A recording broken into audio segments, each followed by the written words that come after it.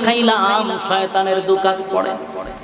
লজ্জায় শরমে আসমানের দিকে তাকাইলো না 350 বছর। কানতে কানতে আদম আলাইহিস সালামের চোখের পানি দিয়ে একটা নদী হয়। এত কান্না কাঁদছে আদম নবী, এত কান্না কাঁদছে, চোখ দিয়া নদী হয়ে গেছে, এত পানি পড়ছে।